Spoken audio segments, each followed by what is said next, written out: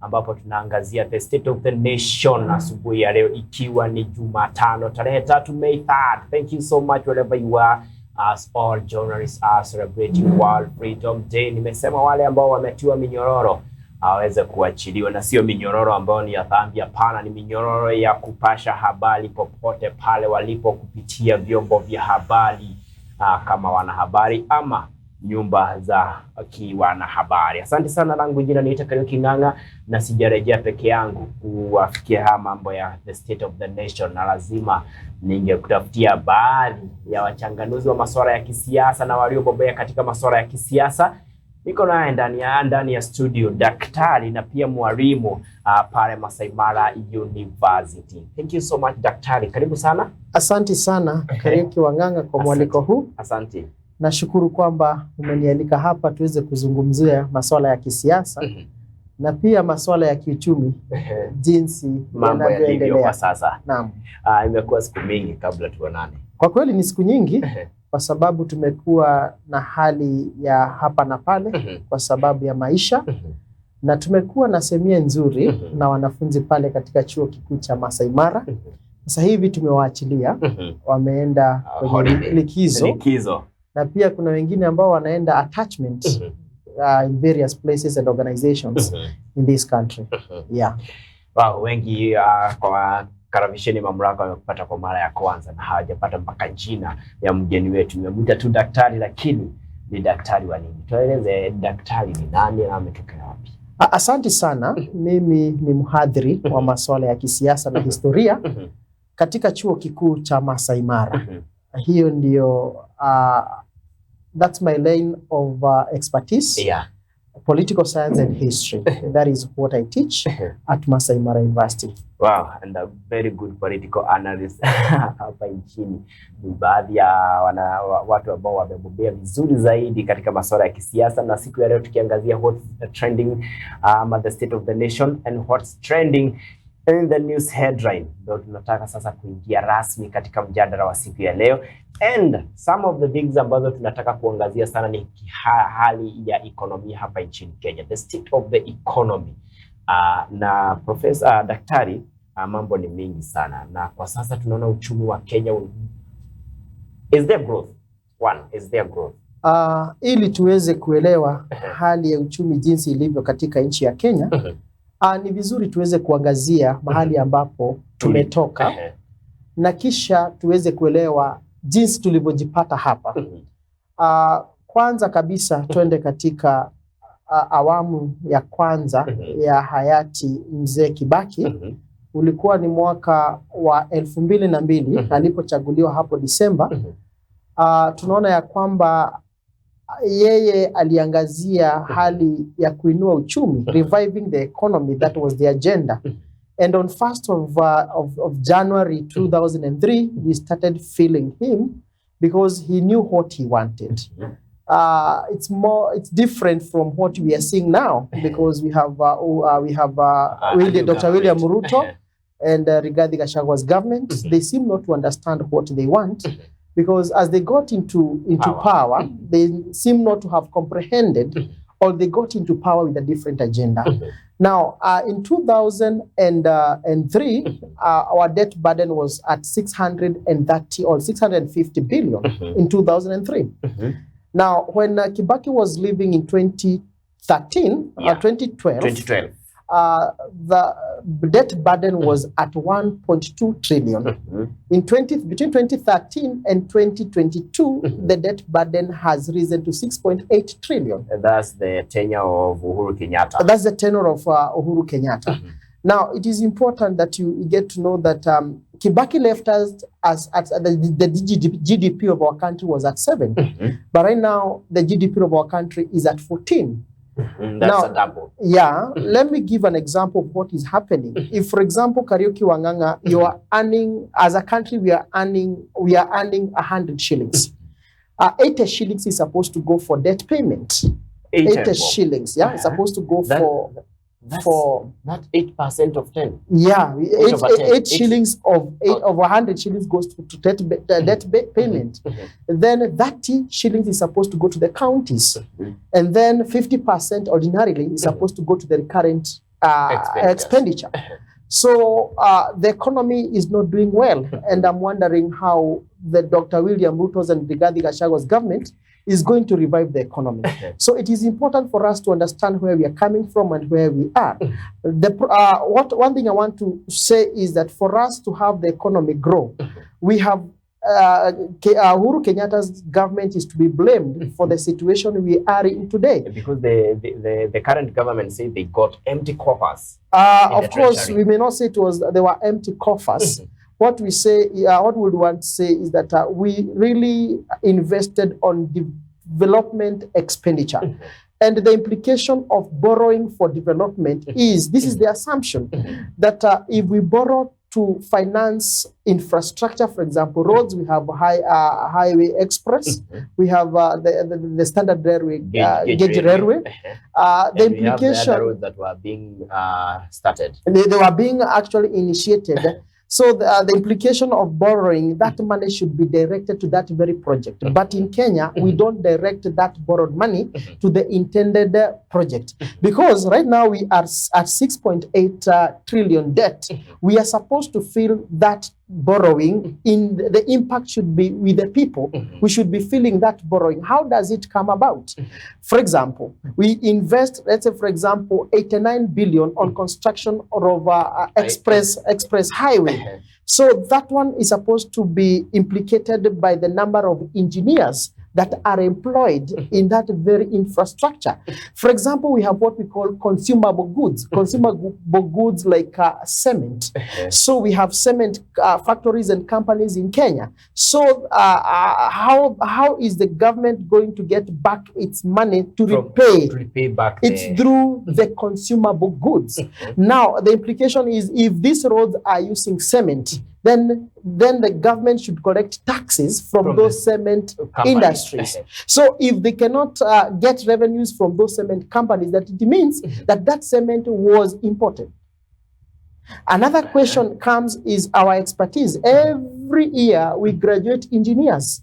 We are Every year. True. That's quite true. Yeah, in such a project that is of a higher magnitude, we expect that we are going to have high demand for engineers. Remember that we have spent a lot of the government spends a lot of money educating these engineers. So if we cannot use our engineers in construction of these roads, that it means, and what we know in the employment data from the Ministry of Treasury is that they are unemployed. Now, the question that comes in Kariuki Wanganga is that, allow me to finish my argument, is that for us to get money to repay our debt, it must come from these infrastructures. So the problem we are finding ourselves in our country that we are not able to pay public servants, we are not able to service our loan. It's because the debt that was borrowed was not directed to the right infrastructural development. Wow. Now, I want to ask this question, Daktari. Now, is there a threshold? Like, for instance, any contract or construction contract that goes on, a heavy contract, like, for instance, express highway, should be there a certain number of our own engineers in the negotiation? Of course, yes. We have expertise, we have engineers, as I have mentioned. But you find that our engineers, as they graduate, they're still unemployed. That is why I'm saying we borrow money for development, and that money is not channeled in the right development project.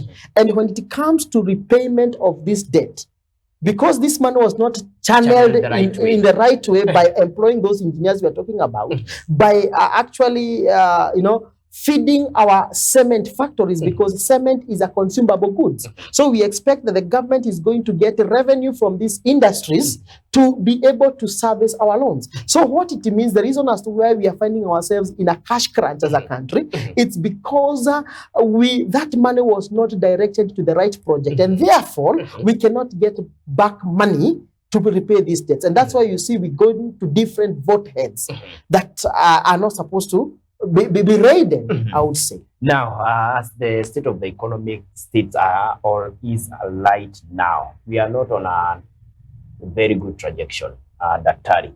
And the government, like for instance, let me use the speech that was led by yesterday by President William Ruto about other goodies zenye anataka kuletea wa Kenya. Yet I am using yet because some of the promises zenye are delivered, he is yet to with his government, and still the economy hatuko vizuri. Ninataka kusema ya kwamba Rais Daktari William Ruto wakiwa na mwenzake Rigathi Gachagua ni kana kwamba hawakuwa na agenda dhahiri ya yale mambo ambayo wangetaka kuwafanyia Wakenya, ama waliingia pale wakiwa na agenda nyingine tofauti, kwa sababu walifanya kampeni zao kwa msingi wa kumuinua mama mboga, kumuinua yule mwendeshaji wa bodaboda, lakini hata kwa sasa hatujaona zile sheria ama policies ama zile sera ambazo zinaelekea hawa mama mboga. Hatujaona zile sera ambazo zingewainua hawa waendeshaji bodaboda. Lakini tunasema ya kwamba hizi sera walizofanya kampeni nazo hawajamuinua yule mama mboga. Walisema kwamba hawatakopa. Bila shaka tangia wawe rais na makamu wake wachukue hatamu za uongozi, wamekopa. Na walipoenda kukopa kwa IMF and World Bank, wameambiwa warudi to their sovereign. Ndiposa sasa the sovereign ni sisi wananchi. Sisi wananchi ni sisi ambao tunapaswa kwa zile kodi wanazozitoza tuweze kusimamia uchumi wetu. Na hapa sasa ndipo unaona hata rais anasema ya kwamba 3% ya kila mfanyikazi wa serikali atatozwa kodi ya kutengeneza vyumba. Na niseme ya kwamba this taxation is not a statutory taxation or statutory deduction. It is not enshrined in the law. So what I would say that one was a church declaration or a roadside declaration, because the statutory deduction that we know is NSSF. Na ujue serikali pia iliongeza wafanyikazi wa umma pesa ya NSSF na NHF pia. Kwa hivyo tunasema ya kwamba zile sera ambazo serikali ya Daktari William Ruto ambazo imeweka haimguzi, hizi sera hazimguzi mama mboga, hazimguzi yule mwendeshaji wa bodaboda. And I would want to say that the bottom up was just a political slogan that was supposed to deliver victory, and once victory is delivered, then it's forgotten. Now, I have a question yenye imeingia na kuongezwa kwa kodi hapa nchini Kenya, ama the increase in taxation kwa mwananchi wa kawaida, na vile sasa tumekuja mpaka tukaguzia 3% ya civil servants. Is it necessary for the common mwananchi? Niseme ya kwamba hali ya uchumi wa nchi ya Kenya it's not only controlled by the Kenyan government, but we have external forces. Kwa mfano tunapoangazia International Monetary Fund na World Bank, wale ambao wanatupatia hizi these loans, they give us these loans, they give us conditions. And kama tukienda katika hali ya historia, in the 80s and the early 90s, there is what we call structural adjustment programs. These are conditions that are given by this Bretton Woods institution so that we can sustain ourselves. Walienda kukopa pale, wakaambiwa, you have reached your threshold, your borrowing ability. So you have to go back. You have to go back to the sovereign. The sovereign are the people. Diposa unaona wafanyikazi wanatozwa kodi kupita kiasi. If you were to look at one of the overtaxed nations, is our country, Kenya. So this is not healthy because it's not commensurate to the increase in salaries. For example, when we revisit his speech on 1st of May, during Labor Day, there was no increase. There was a lot of expectation. But you find that inflation has gone so high. Now, there is no one country that has found itself in the situation we are in as a country and left the same.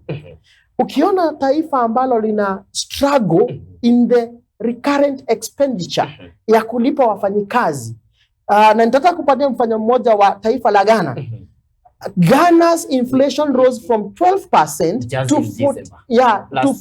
to 45%. That is where we are headed as a country. And I'm wondering how the Ruto regime is going to revive the government, the economy, because up to now we have not seen policies that are geared towards towards economic revival. Now, daktari, hapa pia kuna swali lingine. Tumeona kwamba rais akisema the petroleum products, petrol, diesel and kerosene zenye zinatumika sana na the common mwananchi, amekuja na another way ya kusort out. Hakuna mambo ya subsidy, kuondoa subsidy kwa hizi fuel products and other like unga and etc.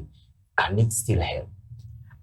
Kwa kiasi fulani nakubaliana na Daktari William Ruto, kwa sababu you don't subsidize on consumer goods, you subsidize on production. Kwa hivyo mimi nakubaliana naye kuondoa kwa subsidy. Yeah, so that now the market can be controlled by the law of demand and supply. So that because now when you subsidize school fees, when you subsidize fuel, you are subsidizing these consumer goods. But when it comes to productivity, kama jinsi alivyosema kwamba atatupatia fertilizer iliyo subsidized, mimi natilia shaka hii fertilizer, kwa sababu swali ambalo ninalojiuliza ni hili. Mwaka uliopita tulinunua fertilizer kilo 50 kwa shilingi 7,500 na 50 kgs for an acre. Sasa hivi wale ambao walijiandikisha kwa chifu wanapatiwa magunia mawili ya 50 kgs kwa eka moja. 100 kgs per acre. That's 100 kgs per acre. Na mwaka uliopita tulikuwa natumia 50 kgs for an acre.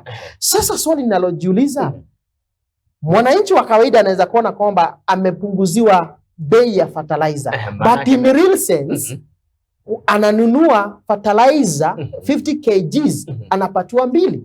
So I'm yet to analyze the quality of this fertilizer, but this one shall be seen by the harvest of this year. The production of this year.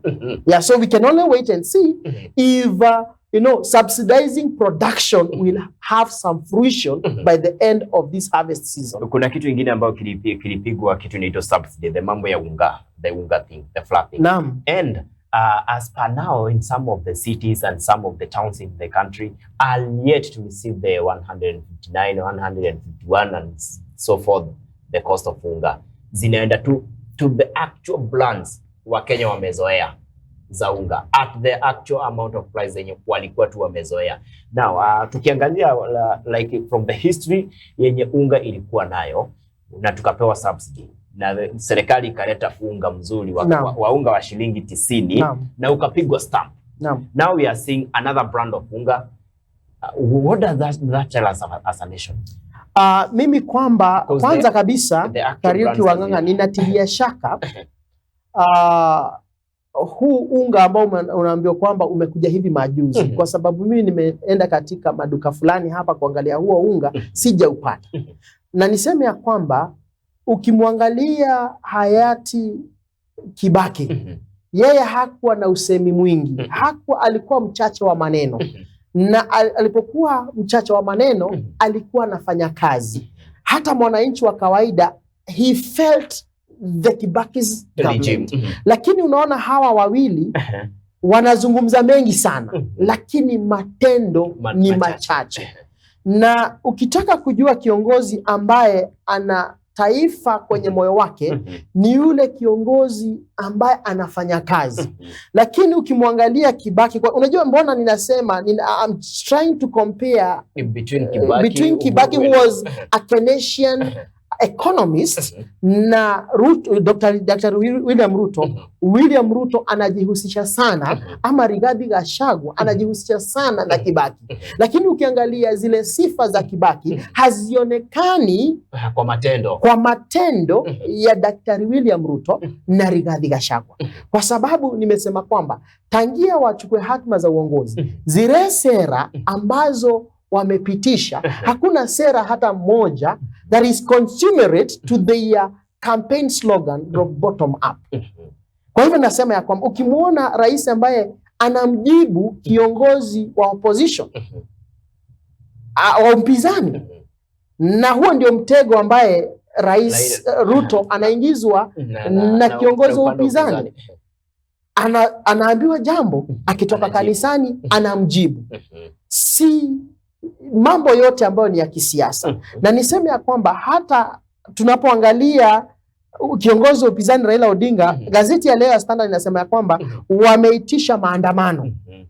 Niseme ya kwamba ninamuunga mkono Dr. William Ruto anaposema ya kwamba tuwe na bipartisan talks kule bunge, kwa sababu he has got a constitutional mandate. Alipochukua hatima za uongozi, aliapa kwamba atailinda katiba. Na niseme ya kwamba kila Mkenya, hata wewe hata mimi, nina that responsibility ya kulinda katiba. Kwa hivyo ninamuunga mkono anaposema wawe na mazungumzo. Lakini kiini cha hali ya kisiasa tunayoipata kwa sasa, we must have what is called national dialogue. Kwa sababu hata anapopendekeza tuwe na bipartisan talk pale bungeni, I would term this one as a political elites discussion. Wow. Lazima tujiulize maswali. And that's why we are saying we should have an inclusive national dialogue. Na tujiulize kwamba mbona, why do we have a contested election after every 5 years? Tumejipata papa hapa kwa njia gani? Ili tuweze kuwa suluhu hata kwa vizazi vijavyo. Hilo ni jambo pia nilikuwa nataka tuzungumzie kwa leo, lakini sasa kwa hapa kabla tuondokee mambo ya kiekonomia, tumeona katibu waziri mkuu Musalia Mudavadi akiongelea kuhusiana na hili jambo la give us 2 years at least to revive the economy. Juzi waliingia wakasema in the next 100 days, walikuwa wamesema we will fill our government. Tukatoka 100 days tukaingia 1 year. Give us an year and we will have completed everything and we will fill our government and the economy will be stable. Now, Bwana Mudavadi juzi amesema at least the Kenya Kwanza government needs at least 2 years to stabilize everything. Should we still give them time as ni vyema tuwapatie muda, tuwapatie muda tuweze kuona yale mambo ambayo watakuwa kifanya haswa katika hali ya uchumi. Lakini ninatilia doa ama ninatilia shaka kwa sababu nimekuambia kwamba iwapo nchi ya Kenya siku ya leo tunaokota shilingi 100, tunasema ya kwamba shilingi 80 zinaenda kwa kulipa deni ama ile mikopo. Na ordinarily 50% inapaswa kwenda kwa ulipaji wa mishahara, na 30% inapaswa kwenda kwa serikali za ugatuzi. Kwa hivyo unaona ya kwamba deni inachukua pesa nyingi, na nimejaribu kueleza jinsi tulivyojipata hapa. Kwa sababu unapokopa unapaswa kuelekeza zile pesa ulizokopa kwa ule mradi, na huu mradi unaofanya unapaswa kukusaidia kulipa ile deni. Lakini tuseme ya kwamba serikali ya Kenya na serikali iliyopita ya Uhuru Kenyatta, hizi pesa zilizokopwa hazikuelekezwa kwa miradi inayofaa, na hakukuwa na ile hali ya kuwajibika, kwa sababu pesa nyingi ni kana kwamba zilipotea kupitia ufisadi. Kwa hivyo niseme ya kwamba sina uhakika hata tukiwapa miaka 2 wataweza kurevive the economy, kwa sababu in the next few years we are going to concentrate on debt payment. For example, ukiangalia Eurobond ya 2014 is maturing in this year September, and the debt ceiling is always at 10 years. The assumption is mnapokopa hizi pesa zinapaswa kuwasaidia kwa sababu ya ile miradi. There should be impact felt through this money in our pocket. Kama ni zile barabara za highway express ambazo tumetengeneza, tunapaswa kuzihisi na hizi pesa zitusaidie kulipa deni. Lakini sasa kwa sababu hizi pesa hazikuelekezwa kwa ile miradi iliyokusudiwa, basi hatuna lingine, lazima tuondoe pesa mahali pengine tuweze kulipa hizi deni, na ndiposa tunakosa kulipa wafanyikazi wa serikali mishahara, na pia tunaona serikali inaongeza kodi. kwa wananchi. Kwa wananchi, naam. Bila shaka ni baadhi ya mjadala ambao tunaangazia asubuhi ya leo, the state of the nation, na vile vile tumeguzia the first phase of the how Kenya economy is, and tunataka kuingia masuala ya kisiasa, vile ulingo wa siasa unavyo tingiza kichwa kwa sasa. Na siku ya jana mambo yaliweza kuonekana kana kwamba kuna mambo mawili yalifanyika. Baadhi ya viongozi ambao wanaongoza upinzani walisema sisi maandamano yetu hayakufua dafu. Vile vile serikali wakachukua ule ushukano wa kusema hakuna maandamano iliweza kufanyika. Walifanya maandamano, lakini kulingana upande wa upinzani waliweza kuzungumza ama kutoa habari kamili kwa wanahabari na kuongea na kusema baadhi ya maeneo ambayo yalifanyika uchafuzi sio wafuasi wetu ambao walifanya haya. Je, hili ni kweli? Zidi kuwasiliana nasi kupitia nambari za arafa ambazo ziko chini ya kioo chako cha Mamlaka Television, na vile vile katika ukurasa wa Facebook Mamlaka Television, Grace Njeri na vile vile Kariuki Ng'ang'a. Waachilie ujumbe wako kuhusiana na mjadala wetu wa leo, tukiingia katika ulingo wa kisiasa. Hivyo ndivyo mambo yalivyo katika the state of the economy. Now the state of the nation politically. How are things going to face out? Siku ya kesho maandamano yanarejelea. Siku ya leo Mada Karua alisema we are recharging, and tomorrow things might happen, will gonna happen the same as we started on our first days. Na hapa daktari, kuna mambo mawili yaliweza kufanyika siku ya jana. To give a recap on what happened yesterday, there's a lorry yenye ilichomewa upande wa Southern Bypass and a bus at Gong Road, ambao mpaka kwa sasa isipokuwa mwenye lorry, the bus owner from compliance power hajaongea, ama no, the SACCO have not yet retaliated on any report about the burning of the bus. Who is fooling? Naam, Kariuki, niseme kwamba haki ya kuandamana iko katika katiba. Tunapoangalia ibara 37 na 38. Kwa hivyo na waliweza kuwa walikuwa shatoa notice. Kwa kikatiba maandamano yanapaswa kuwa pale. Tunapomsikia waziri wa ulinzi wa ndani Profesa Kithure Kindiki anaposema ya kwamba hata kama kuna notisi hata kubaliana maandamano, niseme ya kwamba haki ya kuandamana ipo kwenye katiba, lakini inaitwa non-violent demonstration kwa sababu tuliona some of the religious leaders, for example in India, Mahatma Gandhi advocated for non-violent demonstration. Na katika katiba yetu it is enshrined in article 37 and 38 of our constitution. Niseme ya kwamba mimi siungi mkono maandamano kwa sababu inafika mahali ambapo ukweli usemwe.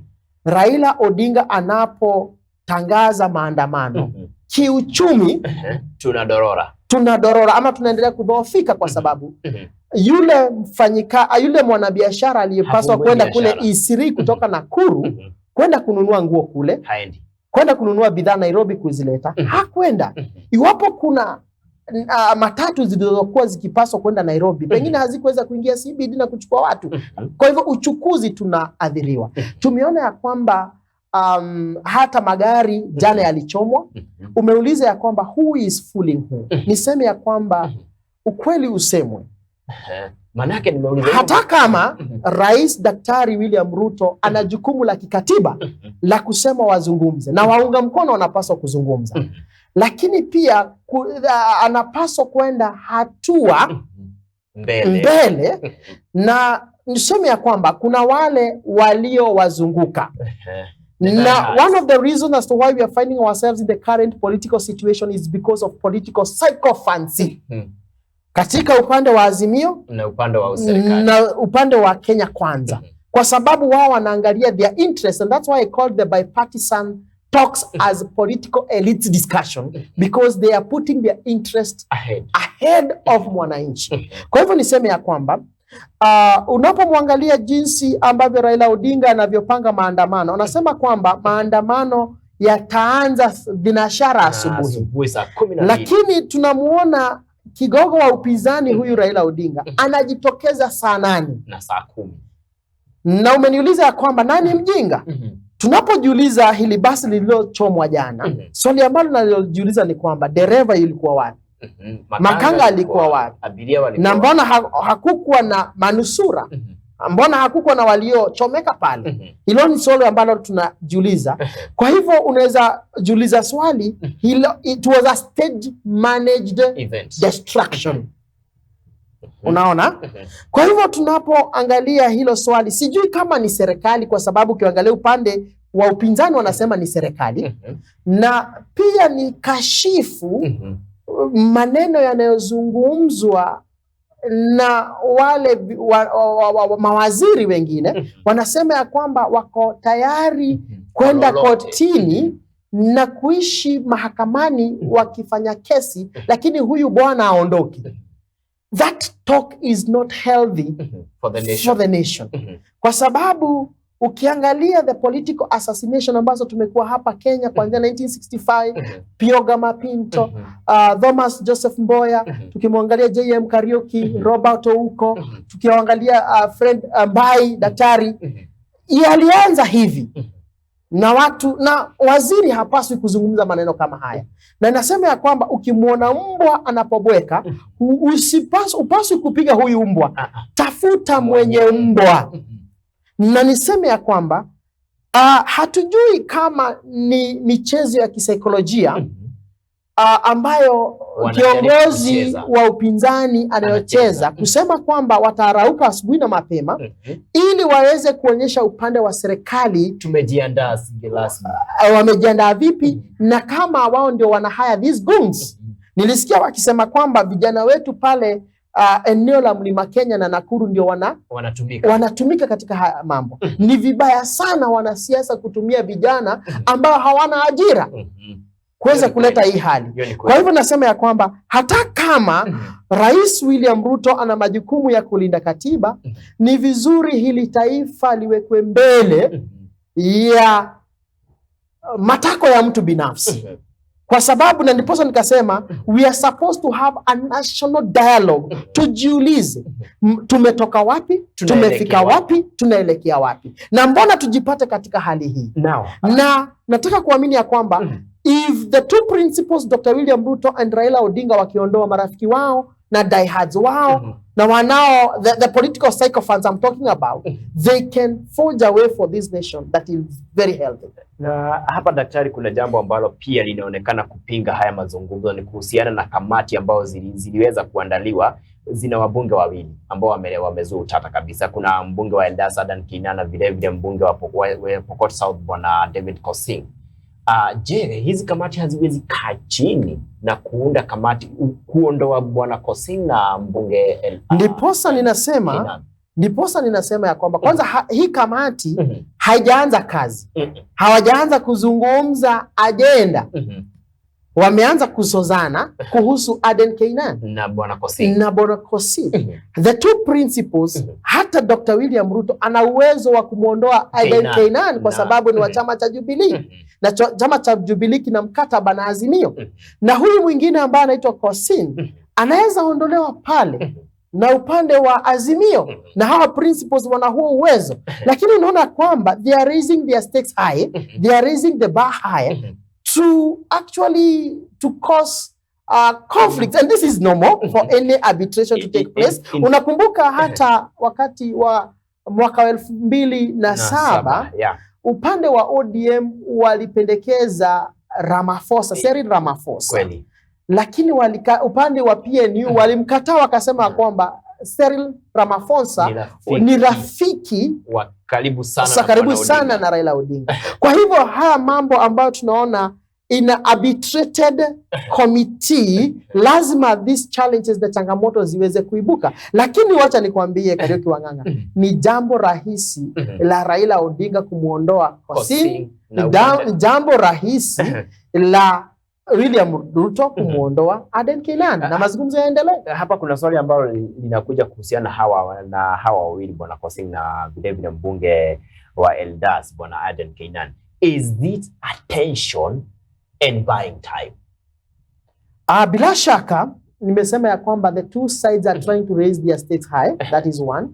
Na niseme ya kwamba hii hali ya ati ni lazima ionekane, but there could be there should be some goodwill from the two principles. Na ndiposa nikasema ya kwamba hii hali inaweza tatuliwa na Daktari William Ruto na kiongozi wa upinzani Raila Amolo Odinga. Naam. Wow. Zidi kuwasiliana nasi kupitia nambari ya rafa ambazo ziko chini ya kioo chako cha Mamlaka Television, vile vile katika ukurasa wa Kariuki Ng'ang'a. Asante sana Bwana Paul Kariuki, asante, thank you so much kwa kuzidi kuwasiliana nasi. Bwana Waina Shek, asante sana pia, nimepata jumbe zako. Salimia Bwana Sami wa elimu ambaye ni mwenyekiti wa matatu upande wa Naivasha, asante sana. Unasema watching one on one and the conversation is so nice. Say hi to Daktari. Asante sana. Nimesalimika, wasalimu pia. Na amesema ni kweli mambo ya usafiri inatatizika sana, manake hata matatu za kwenda na Nairobi siku ya jana hazikuenda Nairobi. Niseme ya kwamba tunapaswa kujiuliza na tunapaswa kuangazia katiba yetu mara tena. Kwa sababu ukiangalia tofauti za kura kati ya Rais Daktari William Ruto na Raila Odinga ilikuwa 1234. Kwa hivyo tuseme kwamba Raila ana wafuasi. Na kikatiba tuliona kwamba Daktari William Ruto alitangazwa peupe, akakula kiapo, na hata koti kuu, the Supreme Court of Kenya, validated his election. Kwa hivyo niseme ya kwamba he has a constitutional mandate, but at the same time tunapaswa kujiuliza kama wa Kenya, what do we do as much as there is a problem with our constitutional democracy? Tunapaswa kujiuliza, huyu ambaye amekuwa wa pili na ana wafuasi anapaswa kuwa na afisi ipi? Simamia hapo, manake nimeona swali la Mheshimiwa Steven na asante sana, na ameuliza, je, ni kweli Rais Daktari William Ruto ndiye rais wa nchi ya Kenya, lakini amebomoa upinzani? Je, nani alikuwa anafaa kutoa the majority in the parliament according to the law? That is one. Number two, ameuliza, je, kuchukuliwa kwa wafuasi ambao ama wabunge wa Jubilee na kuingizwa katika upande wa serikali kumekandamiza upinzani? Na je, ilikuwa inafaa hivyo kama rais? Hatua yenye rais alichukua ilikuwa inafaa? Na wacha nimwambie, mwanasiasa ni mwanasiasa. Na tuseme ya kwamba Rais William Ruto ni mwanasiasa. Na kila mtu anataka uungwaji mkono pale bungeni. Wala waliokuwa wengi pale, unapoangalia nambari, ni upande wa Azimio.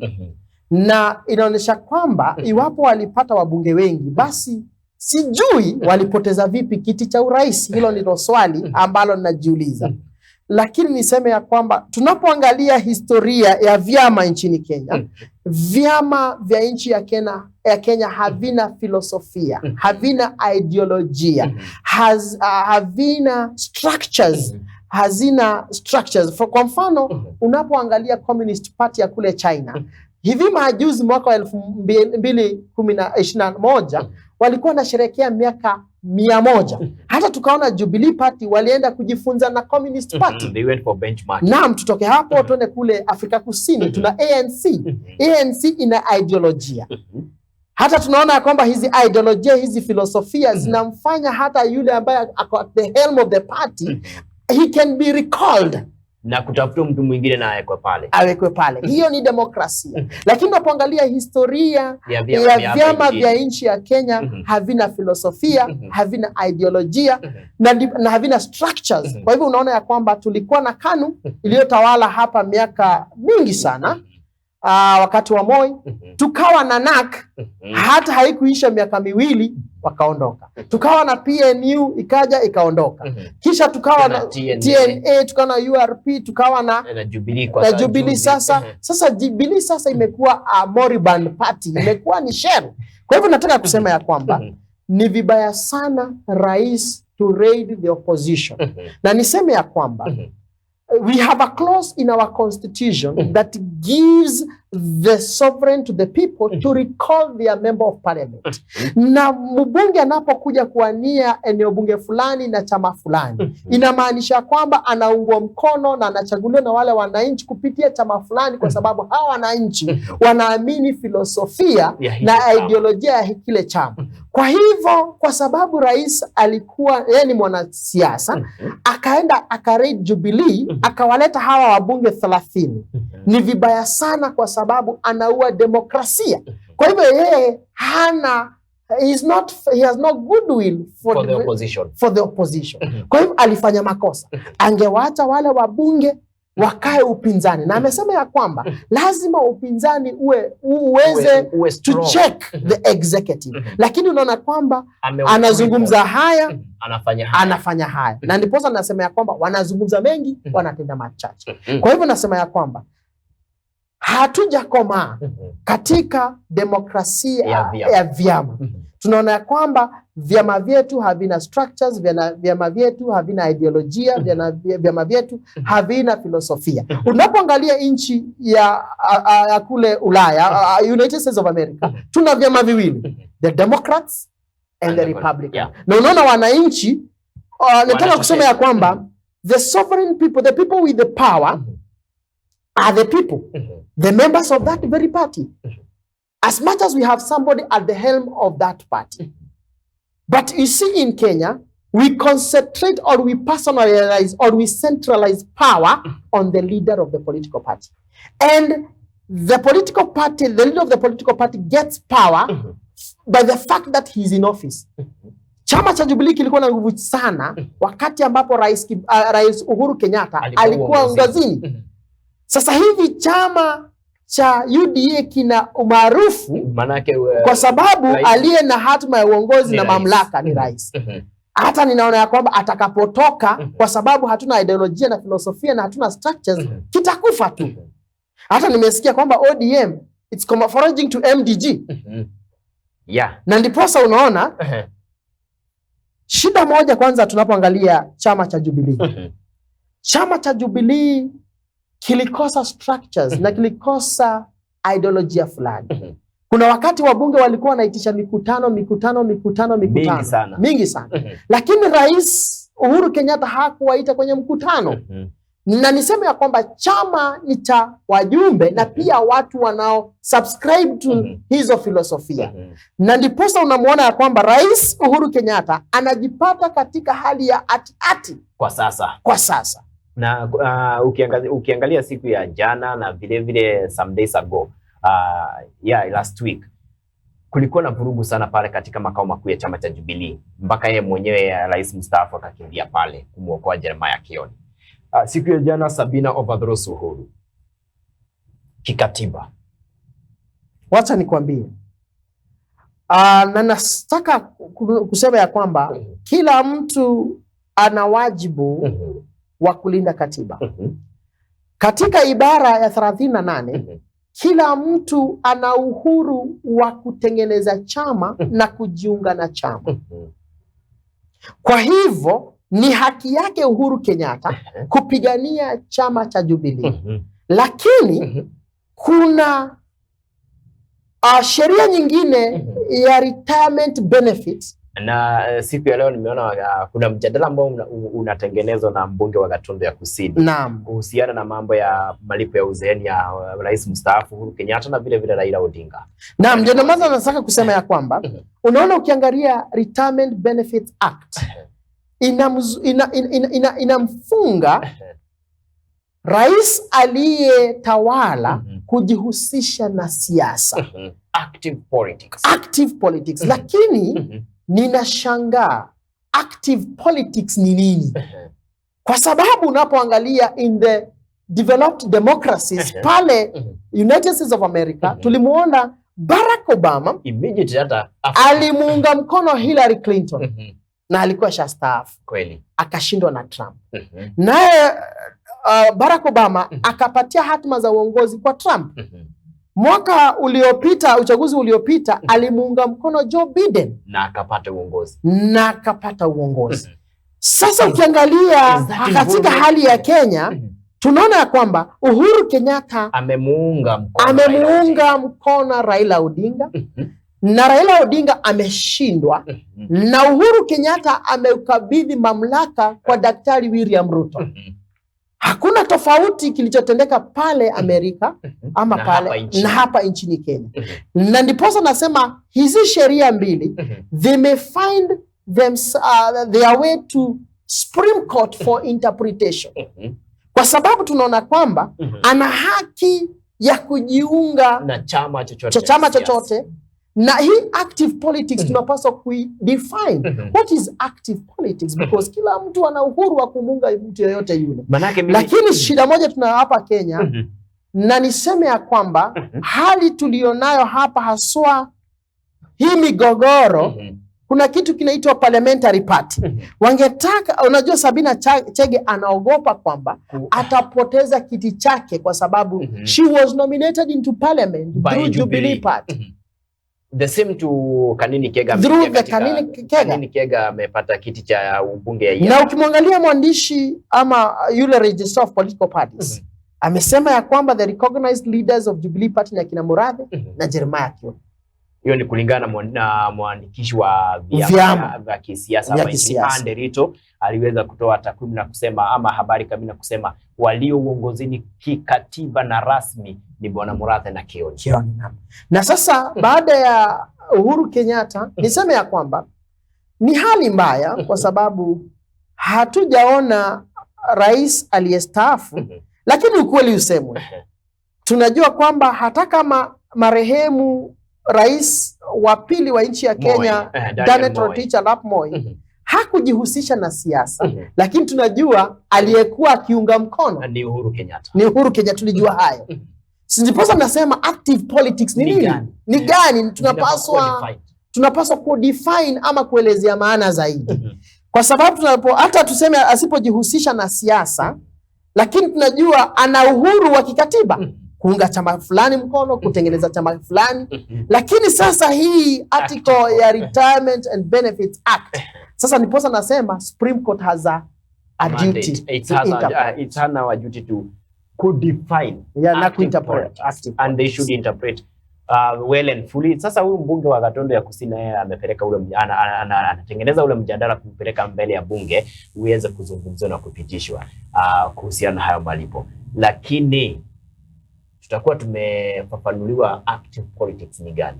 It's still sijaangalia ile pendekezo, pengine siku zijazo nitaweza kuangalia pendekezo hilo kwa bunge. Kwa sasa hatuwezi sema anachokipendekeza katika the proposed bill inakaa kwa njia gani. Lakini ni vyema niseme ya kwamba Supreme Court has its mandate of interpreting the law. Na bunge ina kazi yake ya kutengeneza sheria kama jinsi ambavyo mbunge wa Gatondo Kusini anavyofanya. Kwa hivyo kila siku tunaendelea kuerevuka, tunaendelea kujua mahali ambapo, lakini shida tulio nayo katika nchi ya Kenya, hatusomi kutoka kwa historia. Na vyama vyetu havina filosofia, vyama vyetu havina structures, vyama vyetu havina ideolojia. Hapo ndipo tuna makosa. Now, before tuondoke kwa Jubilee pia, kuna hili swali ambao watu wengi wanajiuliza sana, na haswa katika ukurasa wa kwanza wa gazeti ya The Daily Nation siku ya leo. Walio katika upande wa Mlima Kenya ama ukanda wa Mlima Kenya hawakupata hiki kichwa kama kichwa kikuu cha habari. Wamepata Sabina overthrows Uhuru was the main headline in Central Kenya. Now, was that a bold step for them, Sabina and Kanini? It's okay. What they are trying to fight for their survival politically. Na niseme ya kwamba tuna sheria, kuna kitu ambacho kinaitwa political hygiene, na political hygiene ndio inakosa katika vyama vyetu. Na niseme ya kwamba maeneo ya Mlima Kenya ama mkoa wa Kati tuko katika ile hali tunayoita political wilderness. Na political wilderness, everybody is fighting for recognition at Mount Kenya. Na ndiposa kuna wale ambao wanamunga mkono Uhuru Kenyatta, kuna wale ambao wanasema Rigathi Gachagua ndio kingpin, kuna yule mwingine anasema hakuna kingpin yoyote. So there is a vacuum, and you know nature abhors vacuum. Kila mtu angetaka kufeel, lakini ole wao wa Mlima Kenya wameachwa vipi ama wako vipi? Na ninaona ya kwamba siasa za Mlima Kenya miaka 2, 3, 4 tutatupiliwa mbali. Tutajipata tukiwa pweke. Tutajipata tumeachwa, wale wa kule Mlima Kenya watakaa pweke. Kwa sababu hata unapoangalia siasa zinazofanywa wameanza kulalamika. Nilimsikia mbunge wa kule sijui wa Mushomba alikuwa mwakilishi wa wanawake wa Githunguri. Nilimsikia akisema kwamba lazima atatetea one man, one shilling, one vote. Hili ni jambo ambalo lilipendekezwa na rais aliyepita, mambo ya BBI, through BBI. Na sasa hivi wanamlaumu Rigathi Gachagua kwa sababu hataki wabunge wa eneo hilo la Mlima Kati, Mlima Kenya kuzungumzia one man, one vote, one shilling. Na tumeona pia hata Mwangi Kionjori anasema anapigwa vita kwa sababu yeye mwenyewe amesema matakwa ya walionichagua ni one shilling, one vote, one man. Kwa hivyo hapa tunataka kuona ya kwamba hivi karibuni kutakuwa na milengo tofauti. And this one will be the follow-up because you see, of Mount Kenya, because we are already having people regrouping. Hapo angalia kikundi cha Azimio, Kioni, tuna Mwangi wa Iria, tunamwona Derito Moridho amejiunga hivi majuzi, alikuwa amenyamaza sana. Na pia upande huu mwingine tuna wale ambao wanaunga mkono Gachagua. Kuna wale wengine wanafikiria kwamba huyu Gachagua hajakomaa kisiasa. Kwa hivyo kuna mambo mengi, na nasema ya kwamba mkoa wakati utajipata katika hali ya upweke kisiasa. Na kuna asante sana Bwana William Otis. Huyu alikuwa anataka ubunge pale Nakuru Town West. Asante sana Bwana Otis. Thank you so much for your congratulatory message. Amesema salimia daktari, and that he's a good man. Asante sana. Asante sana.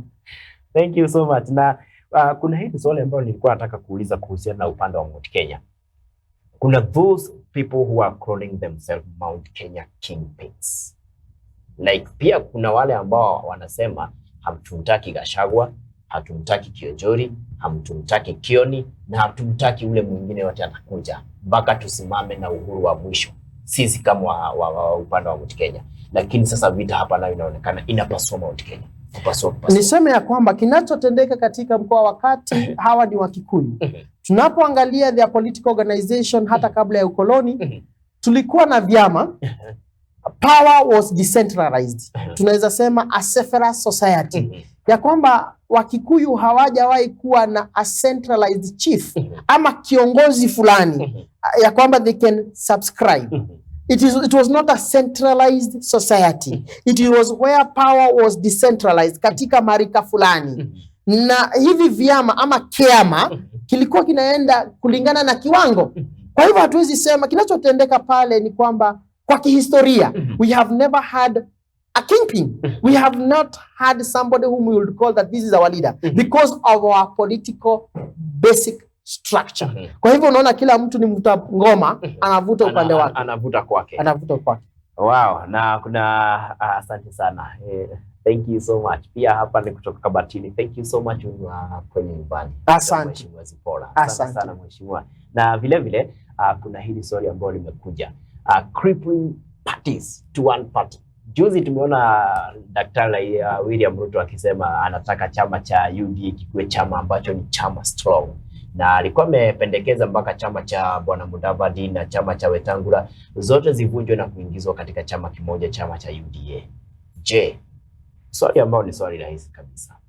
Tukizivunja zote tubaki na chama kimoja katika uongozi, kutakuwaje? Katika siasa za mwaka wa 20. Niseme ya kwamba kila kiongozi haswa rais, there is what is called consolidation of power ama centralization of power. Na anapotaka hivi vyama vivunjwe, si kwa sababu anapenda demokrasia sana. Anafanya haya kwa sababu ya matakwa yake ya kisiasa, his interest. Kwa sababu angetaka kucontrol bunge. Kuna tetesi kwamba sasa hivi the executive is controlling judiciary. True. The executive right now is controlling parliament. Yeah. And niseme ya kwamba these arms of government are independent. Lakini unaona kwamba the executive is trying to strangle the political parties, which is not healthy for this nation. Vyama viwachwe vijisimamie na tuwe na vyama vingi. Uliza daktari. The repeal of section 2A of 1990 ilitupatia uhuru wa kutengeneza vyama, na hata katiba katika ibara ya 38 imetupatia uhuru wa kujiunga na kutengeneza chama chochote kile. Uliza daktari hivi, je, kuundwa kwa viti vya CAS 50. Na ndiposa ninasema ya kwamba sitaki kumalizia venye amemalizia, lakini wacha nikwambie formation ama kuteua CAS haiko katiba kwenye katiba. Na unaona kwamba pia Uhuru Kenyatta alivunja katiba, hakufuata sheria, aliendelea na akawatawaza those political loyalists ama political sycophants, mimi nawaita hivyo, sycophants na loyalists, na ikawa wakapelekwa bunge, kukawa na back and forth, na sasa hivi kuna hiyo hiyo kesi, lakini kilichotushangaza kwamba huyu Rais Daktari William Ruto tumesema kwamba ana wajibu wa kulinda katiba. Amevunja katiba kwa sababu Public Service Commission ilimpendekezea CAS hata baada ya koti kukubali CAS 24. Lakini yeye naye amezidisha 26 wakawa 50. The wage bill has ballooned kwa sababu alitaka kuwatawaza hawa sycophants wake, na ni vibaya sana. Na nimekuwa nikijiuliza swali, alipowachagua wanasiasa kuwa mawaziri, ni nini hiki kilichokuwa kwenye akili yake? Je, alikuwa na ule ukakamavu ama alikuwa na that conviction kwamba hawa wanasiasa ambao ni mawaziri watamsaidia ku revive the economy, watamsaidia katika administration of Kenya? Kwa hivyo nimesema ya kwamba Dr. William Ruto alianzia on the wrong footing, kwa sababu yeye mwenyewe even if he is purporting to support the constitutional democracy, he seems not to be supporting the same. There is a lot of contradiction in what he's doing. Wow. Kwa hivyo ni vibaya sana kwa sababu ameanza vibaya sana na wrong footing. Now tukiachana mambo ya masuala ya kisasa, manake ni kumalizia, tunamalizia kuna jamaa amekuwa akifuatilia sana kutoka upande mwingine wa the French side the French nation, lakini sasa hapa sijui kama itakuwa muhimu. Amesema hebu uliza daktari azungumzie kuhusu hili jambo ambalo linaendelea pale Shakahola kwa kifupi tu. Asante sana. Hili ni jambo ambalo hatuliungi mkono. Hili ni jambo la kishetani. Na nasema kwamba ninalaumu familia, ninalaumu huyo anayejiita mchungaji Paul Mackenzie, ninalaumu serikali ya nchi ya Kenya, na pia naposema nalaumu familia. Leo asubuhi nikija hapa nilimwambia mke wangu kwamba naenda Mamlaka TV na kuwa nikizungumzia the state of the nation. Kwa hivyo I'm answerable to my wife. Kwa hivyo pale Shakahola tunaona ya kwamba watu wamekufa, wamepotea siku ya kwanza, ya pili, ya tatu. Familia wanakotoka walichukua hatua ipi? Na mtu anapokosekana, kuna tetesi kwamba walienda wakaripoti kwa polisi, lakini polisi hawakuchukua hatua. Nikuje sasa kwa serikali. Tuna National Intelligence Service in every sub-county. Pale kuna chifu, pale kuna wazee wa mitaa. Na niulize kwamba huyu kasisi aliwazika hawa wafu kwa njia gani bila kupata kibali kutoka kwa chifu? Kwa sababu hata hapa kwetu mtu akifa, kitu cha kwanza ni kwenda pale kwa kupiga ripoti kwa chifu. Kwa hivyo niseme ya kwamba ninalaumu pia serikali kwa sababu pale kuna chifu. Na pia nilaumu hata wabunge wenyewe wa hiyo eneo. Na pia nilaumu kanisa. Shida moja kanisa iliyofanya, the sacred of the altar was encroached by politicians. Na kanisa mwaka uliopita walichukua a political stand. Na niseme ya kwamba the church is the custodian or the policeman of morality and values in the society. Kwa hivyo siasa ilipoingia kanisani, neno la Mungu likapigwa kando. Neno la Mungu likatoka. Kanisa, sijasikia kanisa likikashifu hili jambo. Ama huyu anayejiita kasisi Na kuna kitu kingine ambacho hata Paulo alikuwa naambia Timotheo, nifuate mimi ninavyofuata Kristo. Kwa hivyo Paulo alikuwa anaelekeza watu kwa Kristo. Lakini siku hizi tumeona nini? Makasisi wanafuatwa na washirika. Na hapo ndipo tunakuwa na hali ya kuibuka kwa cult and occultism. Sasa the concentration is not the cross of Jesus or Jesus himself, it's now the pastor. And nataka kupendekeza, it is now time we have legislation on the church. Pastors should be vetted. Mimi ni mwalimu. Mimi si kuamka asubuhi na kwenda darasani na kufunza. Yule daktari anayetibu wagonjwa pale hospitalini hakuamka siku moja na akaenda pale akafanya nini? Akaanza matibabu. Alienda a certain training. Sasa tukiwa na legislation na regulations, even these pastors should be vetted.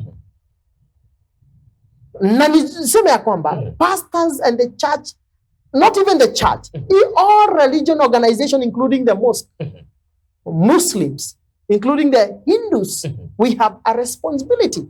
And they say that any religion organization has got a moral authority of safeguarding the values in the society.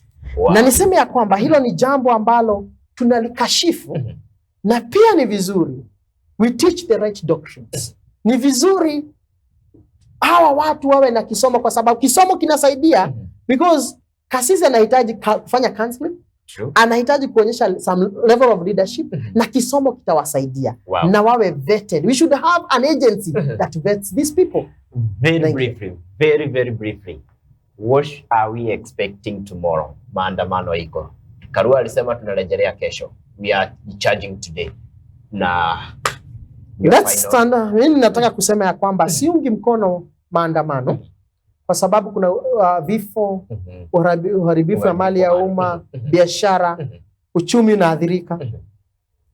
Hata kama Daktari William Ruto anasisitiza kwamba tuwe na bipartisan, ninapendekeza tuwe na a national dialogue ya kuangazia tunatoka wapi, tumefika wapi, tunaelekea wapi. Na kisha ni vizuri Daktari William Ruto wakiwa na Raila Amolo Odinga waende hatua mbele, waache kuwasikiza wanaowafuata, waweke hili taifa mbele, kwa sababu kila mtu, na niseme ya kwamba napoangalia Azimio wanajificha katika reduction of the cost of living, lakini hawajatuambia how. Wao wenyewe pale bunge hawajajipanga na wapendekeze jinsi ambavyo cost of living itakuwa lower. Na pia upande wa Kenya Kwanza, there is no goodwill. Nimesema kwamba hakuna sera walizoanzisha ambazo zinamtetea mama mboga, mwendeshaji wa bodaboda. Asante sana. Tumekuwa na Daktari Kongo Ndongo katika mazungumzo yetu ya leo na mjadala wetu wa leo, the state of the nation. Asante sana daktari kwa kutembea hapa.